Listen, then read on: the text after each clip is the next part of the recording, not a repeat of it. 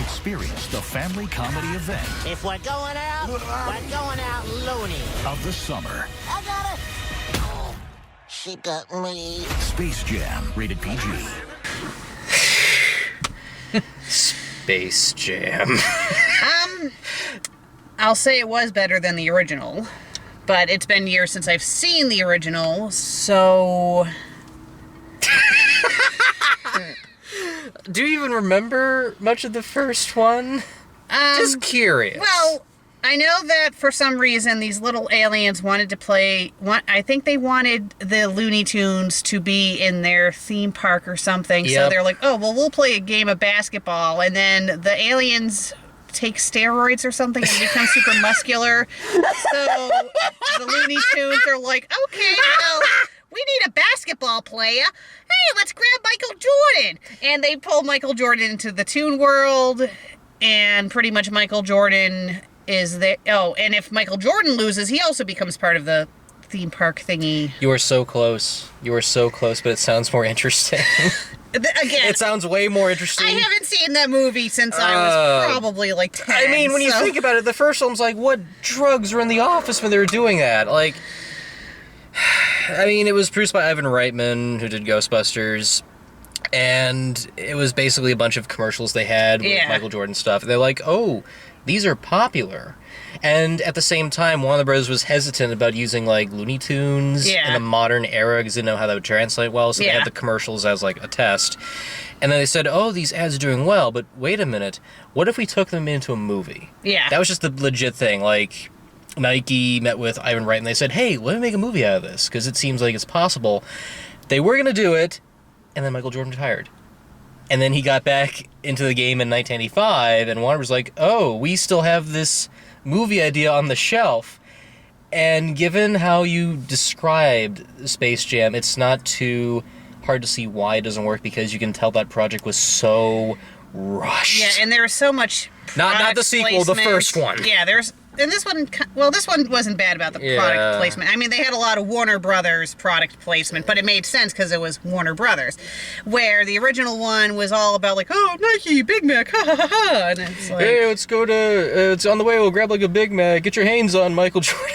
Yeah, it was a huge product placement. This movie definitely had a lot more thought put into it. Mm-hmm. So I would say it was a better movie. Yeah, I recently rewatched the first one. It's so nuts how they could come up with something like that. Oh, we got this alien voiced by Danny DeVito that wants the Looney Tunes as an attraction. He sends these aliens down here to get him, and then the Looney Tunes are like, oh, we can think better because they're so yay small, they can't play basketball that well. We'll just steal the talents of famous basketball players like Charles Bronson and turn into giant monster creatures. And when you watch that, it's like, why is Michael Jordan there? Yeah. Why is he there? The Looney Tunes just easily... That's even one problem Chuck Jones had, and he hated that movie. He's like, those Looney Tunes, they could have just dealt with them in like 7 minutes of a short. Yeah. But you were pretty close. You're very, very close, but that's quintessentially like the whole plot. A lot of people are comparing this one to Ready Player One because, oh, it's in a video game now, and there's like different universe and stuff. And that's not too far from the comparison, but if I had to be honest, and it's interesting that you brought this movie up earlier when we were driving along, this is less like Ready Player One and more like Tron. Yeah, This is very Tron. This is very Tron, but with a lot of goofiness. This is Tron without the textbook. Yeah. Like, what's a user? What's a program? Like, no, it's basic. It's just this evil algorithm creation played by Don Cheetah that just wants to be known. And so... Yeah. And he's just pissed off at LeBron because LeBron said it was really stupid. And it was pretty much him wanting revenge. Like, oh, I'm going to kidnap your son and then I'm going to turn your son against you. And I'm just going to do all this awful stuff. Like, oh, if you lose, not only are you stuck here, everyone's stuck here. Oh, and for extra measure, the Looney Tunes will get destroyed. It's like, dude, chill out. He said you were stupid. He didn't, like, kill your family. It would have been... if this was in 2021, I can easily see Jim Carrey being in that role. Oh, just so we God. could see him as Edward Enigma again. He was fantastic. You were supposed to understand. I'll make you understand. I'll trap you in this video game world. He was freaking great as Robotnik in the Sonic movie. He would have been fantastic in this. But I'll take Don Cheadle. Yeah, He was a he lot of did fun. good. He did good. And yeah, the product placement stuff. You have LeBron James going into the Toon World, and he like leaves a Nike logo when he falls in. Yeah.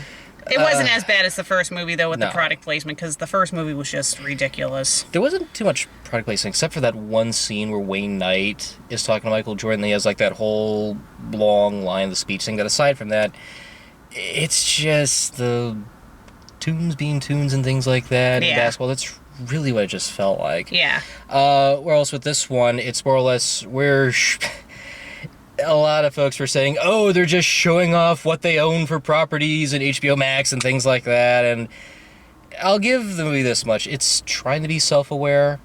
It's really trying to be self-aware as best as it can. Yeah. Because at least they do set up this world pretty well.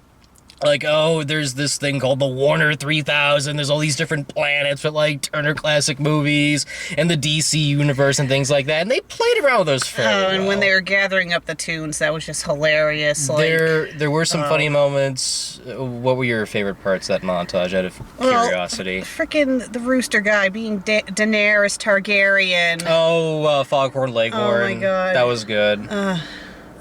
I say, the winter's coming. Winter's coming, boy. You are cracking like the Wicked Witch. That was beautiful. And freaking Daffy Duck trying to be Superman. As Super And Duck. that is like, so Daffy. He's setting up the train to crash into a school full of children just so he can save it. Yeah.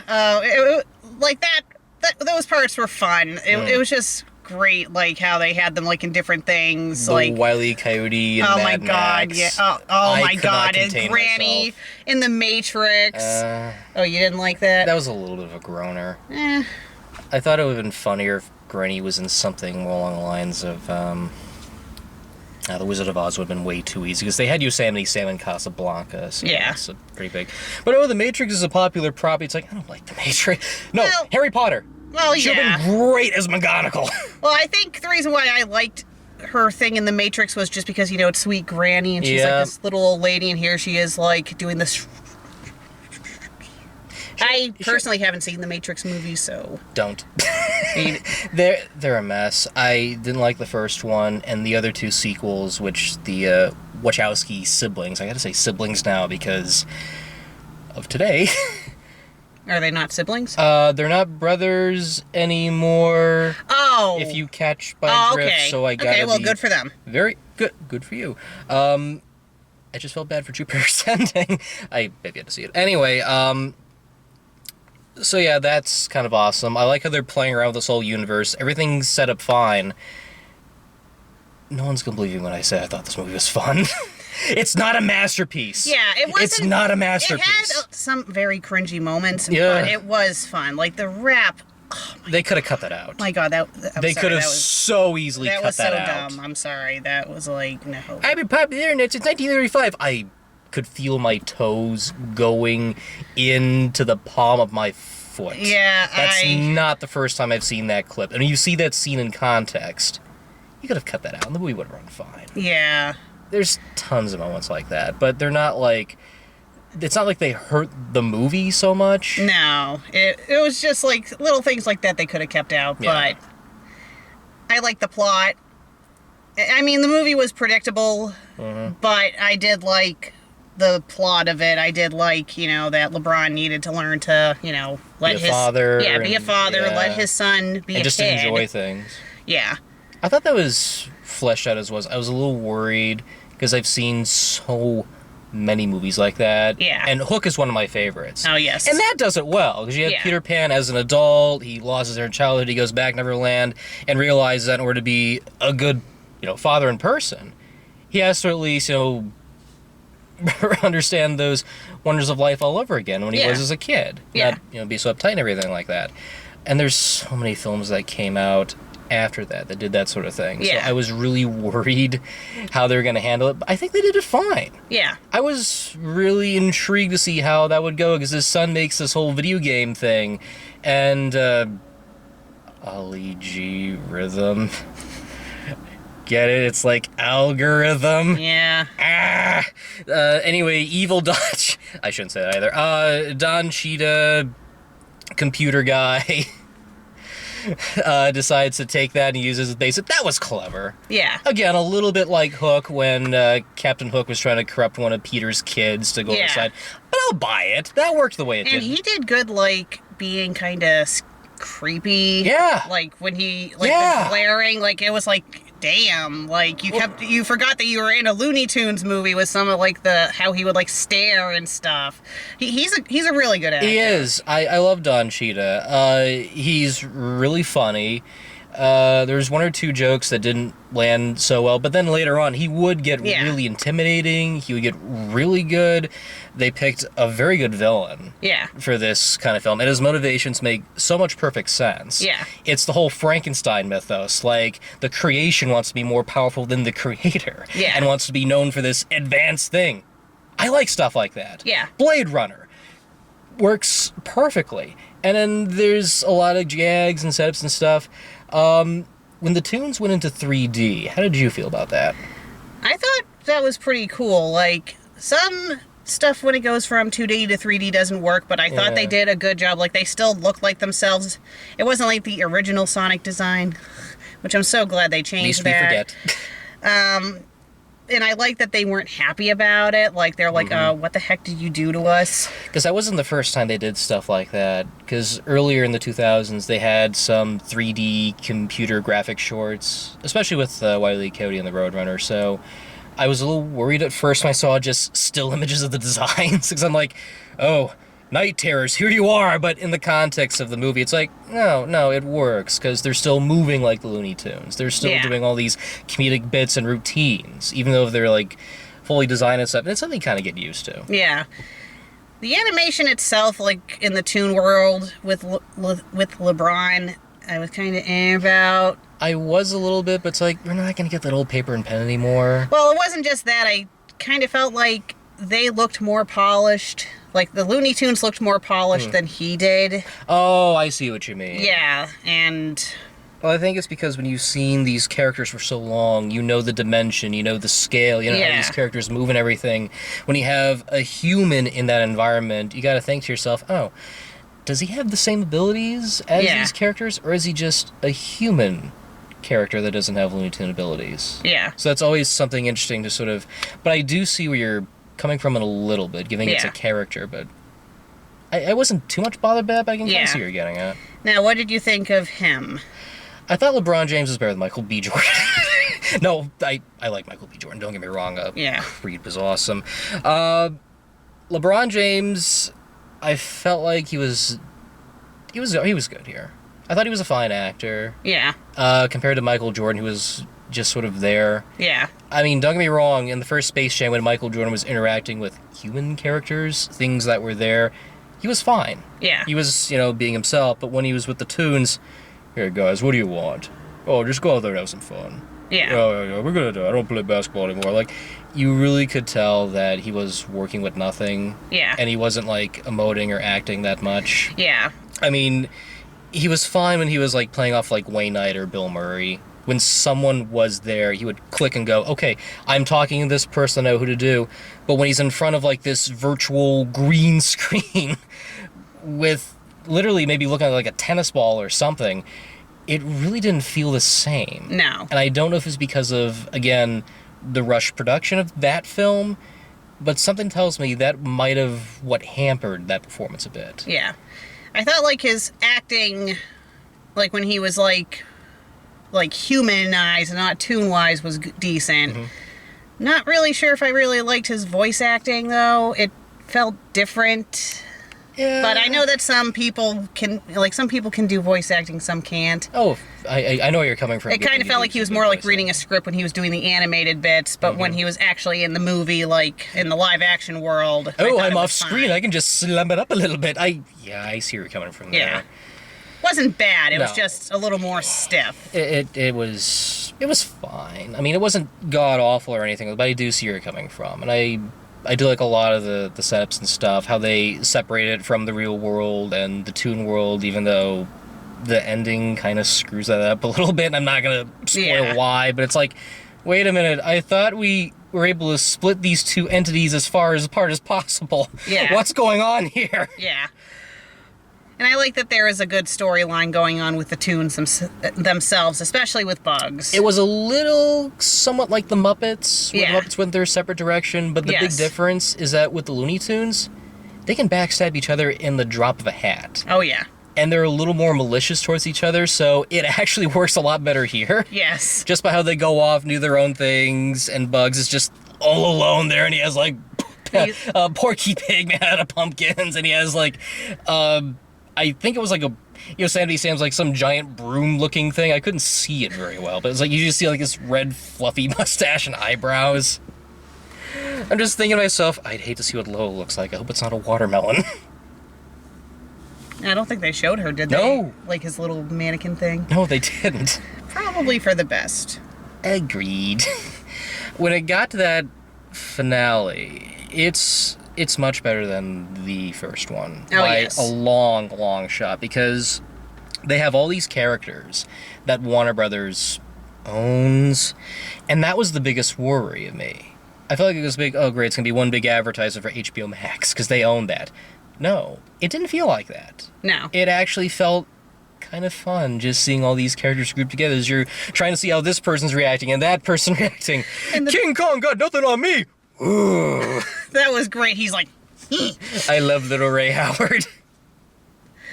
Underrated actor, Little Ray Howard. Love that guy.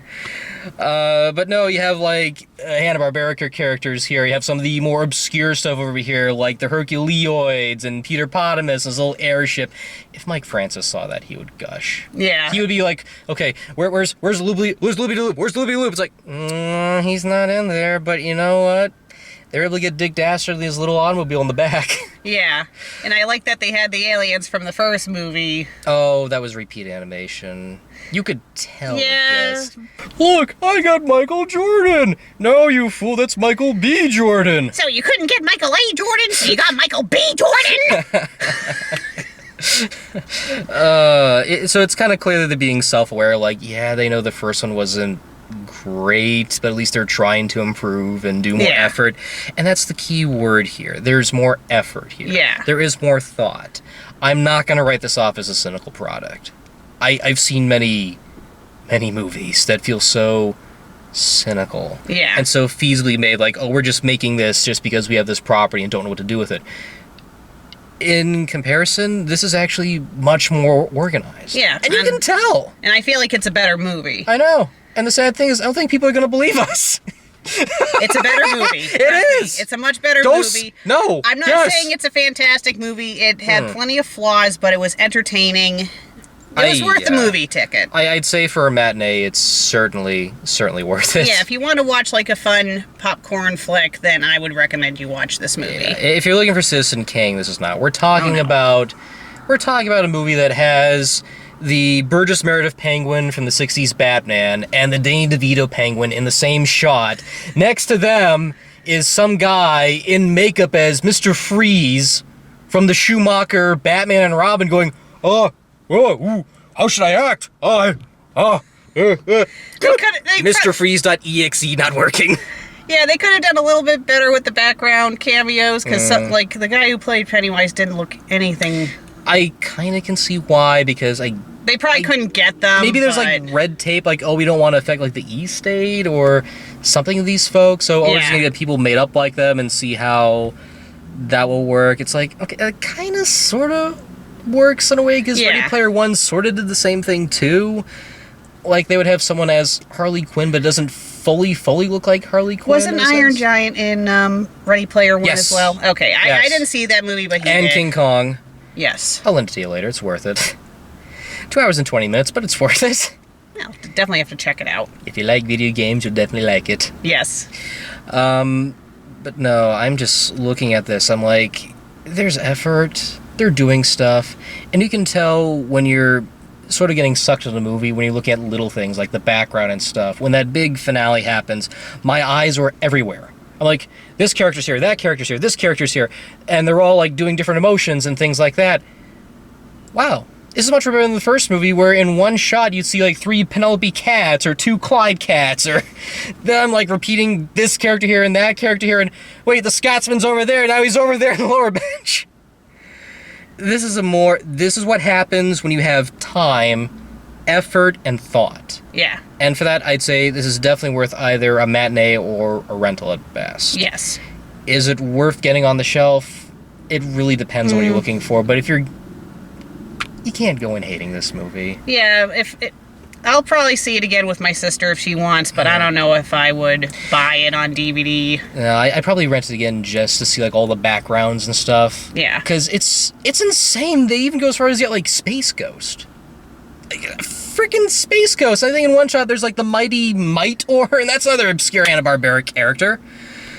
Oh, and then you saw the Warner Brothers and their Warner sister dot at one point. I was wondering if you saw that. Oh, I did. I was like... It would have been great if they had like a little scene with them because of the reboot they have. They could have had them be like the surprise players for the Toon Squad, because that would... Oh, man. Oh, what they could have done with that would have been so funny, but they might not have been able to. I don't know. Either that or maybe maybe Wacko would have eaten the basketball. Like him and Taz are just having a goof off. I had to think for a second, because I almost said Yakko. I'm like, no, Yakko wouldn't do that. Wacko No. is more of the hub of the group. Oh, definitely. And I know Animaniacs. How'd you feel about Zedia as Little Bunny? I thought she did good. Same. I don't really care much for Lola. It's one of those characters where it's like... Well, she had more development in this movie. In the first movie, she was just there to be like, don't call me Dom. Yeah, I could see where they're getting at there. It was trying to be more of like a tomboy cross with a femme fatale. Yeah. Kind of figure, like, oh, Jessica Rabbit is big. All right, I'll just make her more of a tomboy and knows basketball pretty well. At least here, there's a bit more personality to it. I'm just not a big fan of the character, and that's because growing up, I'm so used to, like, Tiny Toons and Animaniacs, so it's like, the idea of a female Looney Tune doesn't really, like, surprise me that much, because it's like, I've seen Babs Bunny and Phoebe the Fume and things like that, so it's nothing entirely new to my sensibility, but for a major player on the Looney Tunes, it does make sense. Yeah. I mean, they got Granny there and things like that, but I thought she was a bit of a step up here. Yeah. Especially with her whole scene where she's trying to become one of the Amazons in Wonder Woman. I felt like she had better that was development. a little fun. Like, she seemed to have more of a personality in this. I'll definitely take that. Yes. And I'll definitely go with that. What are you doing to her character? It's fine. It's a cartoon character, for crying out loud. Weren't they flipping out because they toned down her boobs? Yeah, and they're like, oh, we're gonna make her less sexualized. Look, I got boobs. That's not big of a deal, is it? I would do the same, but I think you would get flagged, and you'd probably have your channel taken down if I flash the camera, so I won't. Not unless you put a censor bar, but there are kids here. Oh, yes, there are. You don't want to see them, trust me. I would want to see him. Charles Dickens would want. No. This is what I get when I quote. This is what I get when I start to quote Scrooged. Oh, that's another one I gotta watch again. You're most so Karen Allen. So yeah, final thoughts. It's not that bad. No. I'm seeing people like making posts and stuff saying, "Oh, this is terrible. This is horrible. It's a hollow show." No. Look, there's worse out there. Yeah, I mean, again, it's not like the best movie in the world, but it's entertaining. You know, if it's a good movie to bring your kids to watch, you know, it's a fun movie. It's not gonna harm you. There's some cringy stuff, but you know what? They move on from that. Yeah. They don't focus on it. They don't reference that. They just have like little Porky Pig does his stupid rap, and they just do better gags than that, like Wile E. Coyote and that little multiplier. That was a perfect setup. Oh, that was a perfect setup, the way they built that up with the little ball machine that you see in the real world. And then it's there in the Looney Tunes world, and Wile E. Coyote was like, I wonder if I can do this better. That was a great payoff for that. Yeah, that was great. The father and son, that was well fine. It's a rental matinee. It's not gonna kill you. Yeah. I mean, I'd rather see that than Boss Baby 2. Well, the first Boss Baby looks stupid, and then It was... Oh... There were a couple of jokes I kind of liked, but it's a weird-ass movie. Yeah. One of those movies that did not need a sequel, and then when I saw they were doing a sequel, I was like, really? Marion, don't look at the poster! Don't look at the poster! So yeah, those are my 2 cents right there. Yeah. I would recommend, again, you know, you have kids, have your kids watch it. They'll like it. If you just want to, you know, spend an afternoon just watching something entertaining, I'd say watch it. Yeah, I mean, I'll give it this much. It's a little self-aware to the point. It's not, like, too in-jokey or dumbed down. At least it's balanced out. Yeah, I'd give it like a 6 out of 10. Maybe a 6.5. Yeah, I'm with you there. Maybe a 6.5. Yeah. Because it's not going to be everyone's jam, but I'm certain it's going to have that audience. So Yeah. I'll respect it for effort at most. Yes. It could have been so much worse, because originally they're going to have, like, a sequel after the first one. Okay. But Michael Jordan didn't want to do it. And if I remember correctly, it would involve another alien called Berserko, voiced by Mel Brooks. Oh, okay. That's all I know. Okay. It would have been just Berserko and his whole team of people, and it was just a rehash of the first one from what I heard. Yeah, those don't tend to. Yeah, and then there were the in-and-out stuff like Golf Jam, Spy Jam, and I'll take this one. Yeah. We're gonna have Jackie Chan to Bugs Bunny. Maybe in the 1990s that could work, but this is 2021. Yeah. Imagine if they did like a football jam, but with Peyton Manning. He would have fun with that, because the guy's a goofball to begin with. Him and Gronk. Oh, yeah. Would be perfect. And probably Brady, too, because they're all friends in real life. Because I've seen Gronk do comedy before on the news line, so... Yeah. Brother, not much to say for trailers. We came in when they were doing Paw Patrol, and I'm like, go figure. I don't know the show that well. Yeah, that's... It exists. Then there was Addams Family 2. Yeah. Which... I never saw the first one, but I didn't want to, because the animation alone just was a huge turnoff for me. The first one's harmless, but I still say the live-action films they did in the 90s with Raul Julia is more my prime. Yeah. Oh, definitely. And I could have sworn, was there a third trailer that we got? I think, but... Maybe I'm blanking out for a second, because there was those two... No, maybe it was just those two. Oh, no, Hotel Transylvania 4. Oh, yes. Now, you haven't seen the Hotel Transylvania films. No, those are films that I've seen trailers for them, and I think I would like them, because they look fun. Yeah, they're serviceable. The first one's okay. There are some things that I'm annoyed with, but it's like, you know, you have these characters here playing, like, modernized versions of the monsters. I'll take that. Second one's a little hit and miss. I have not watched the third one, and I don't know if I will, but there's a nice idea to it, but I didn't really need to see a naked version of the Invisible Man on the big Oh, screen. my God, that... I saw My that, comment. and just like, no! That was the first time I saw that trailer, and I think my comments to you were literally, I did not need to see that, I need to wash my eyes out with soap. Yeah. Anyway, the heat's getting to us. Yeah, we're melting. Later. Bye.